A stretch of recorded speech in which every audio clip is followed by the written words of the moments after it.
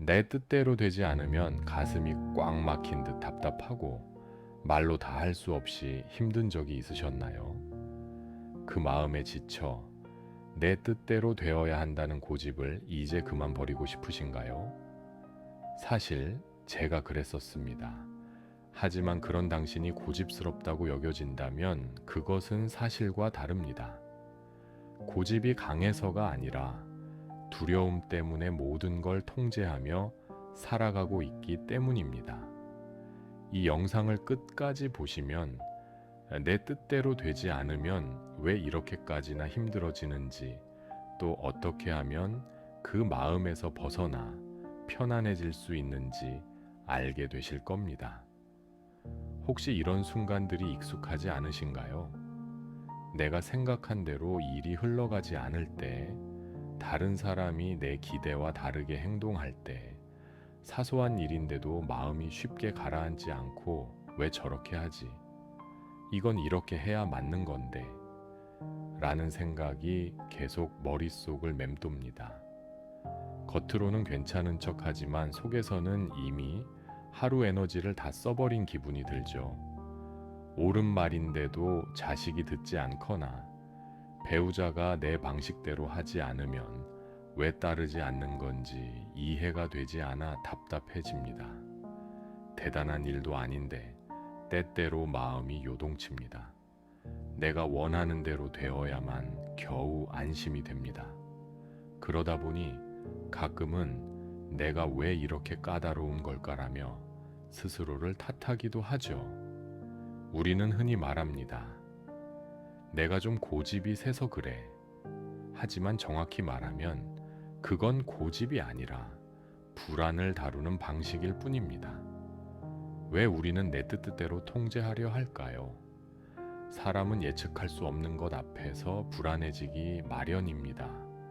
내가 원하는 대로 흘러가면 적어도 나쁜 결과는 막을 수 있을 것 같고, 내가 정한 방식대로 되면 적어도 내가 틀리지 않은 것 같습니다. 그래서 내 뜻대로 통제하고 싶어 합니다.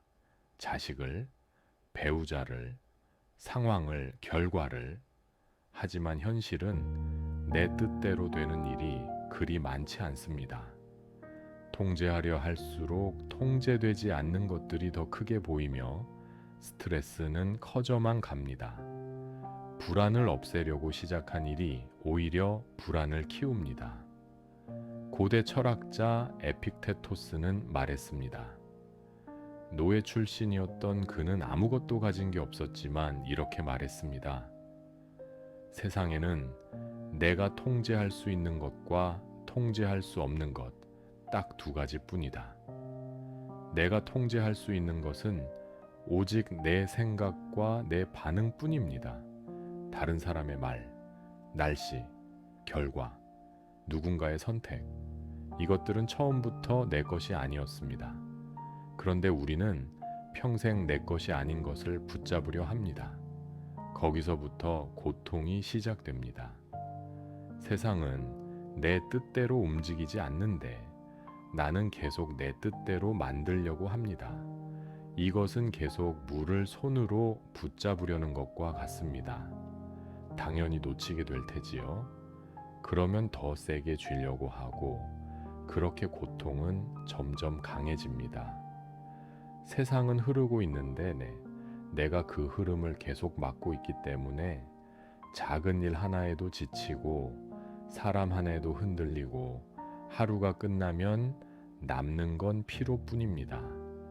매일 아침 눈을 뜨는 것 자체가 전쟁처럼 느껴질 때도 있습니다. 이건 의지가 약한 게 아닙니다. 구조의 문제입니다. 통제가 불안을 낳고 불안은 더 통제를 부르는 이 악순환이 끊기지 않는 한 아무리 쉬어도 회복이 되지 않습니다. 그렇다면 우리는 어떻게 해야 할까요? 그 해답으로 세 가지 방법을 제안해 드립니다. 첫 번째로 통제하려는 순간을 알아차려 보시기 바랍니다. 어떤 일에 마음이 불편해졌을 때 잠깐 멈춥니다. 그리고 스스로에게 묻습니다. 아, 내가 통제하려고 하고 있구나. 지금 나는 무엇을 통제하려 하고 있나? 이런 인식이 우선이고 이 질문 하나가 실상 전부입니다. 알아차린다는 것이 어렵고 대단한 것이 아닙니다. 이 질문 하나가 마음을 한 발 뒤로 물러나게 합니다. 알아차리는 것만으로도 그 억척스러운 힘의 절반이 빠져버립니다. 두 번째로 틀린 게 아니라 다른 방식이라고 생각을 바꿔보시기 바랍니다.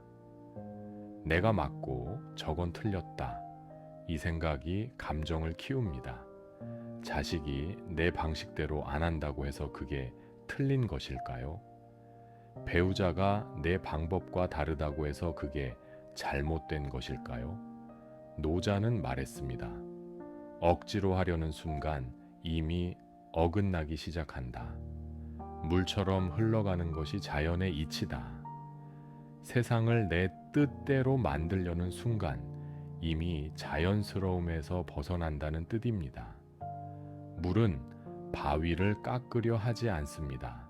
그냥 흐릅니다. 그런데 결국 바위를 뚫습니다. 틀린 게 아닙니다.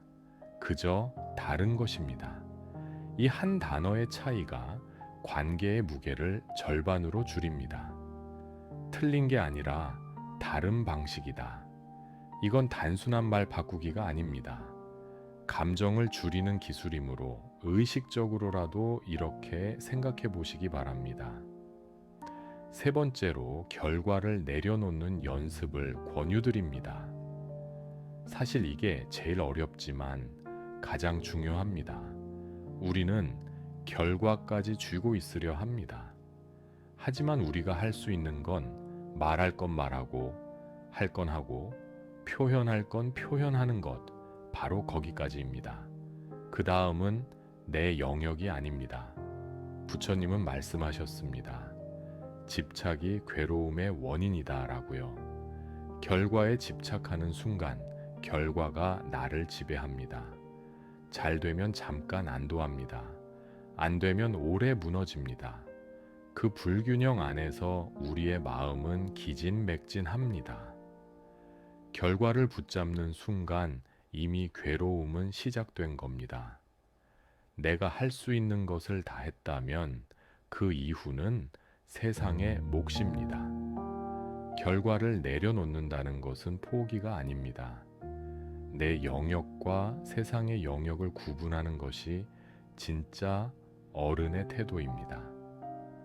마지막으로 여러분께 한 가지 꼭 드리고 싶은 말씀이 있습니다.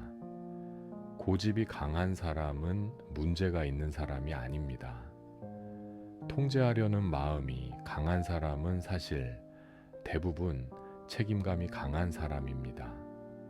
대충 살지 않으려는 사람, 잘못되면 내 탓이라고 먼저 생각하는 사람입니다. 그래서 더 잘하고 싶고, 그래서 더 제대로 하고 싶고, 그래서 더 놓지 못하는 것입니다. 너무 진심이어서 그런 것입니다. 그 마음 자체는 나쁜 것이 아닙니다. 다만 그 방향이 자신을 향해 칼이 되어버린 것입니다. 당신이 지친 이유는 약해서가 아닙니다. 너무 오래, 너무 많이, 오직 혼자 붙들고 있었기 때문입니다. 에픽테토스는 노예였지만 자유로웠습니다. 그 이유는 하나였습니다. 내가 통제할 수 없는 것을 통제하려 하지 않았기 때문입니다. 삶은 강물입니다. 막으려 하지 마십시오. 그냥 흐르십시오. 당신이 오늘부터 바꿀 것은 딱 하나뿐입니다. 그것은 바로 내 뜻대로 되어야 한다는 문장입니다. 나는 내 것을 다 했다로 바꾸는 것. 그 순간부터 삶은 버티는 것이 아니라 살아가는 것이 됩니다. 이제 이것만 기억하세요. 모든 것을 내 뜻대로 하려는 순간 나는 삶을 사는 게 아니라 버티게 됩니다. 반대로 흐름을 인정하는 순간 비로소 살기 시작합니다. 오늘 하루만이라도 세상을 바꾸려 하지 말고 그 안에서 나를 편안하게 두는 연습을 해보세요. 앞에서 말씀드린 세 가지 방법을 실천하시면 시간이 지날수록 마음이 점점 더 자유로워짐을 느끼게 되실 겁니다.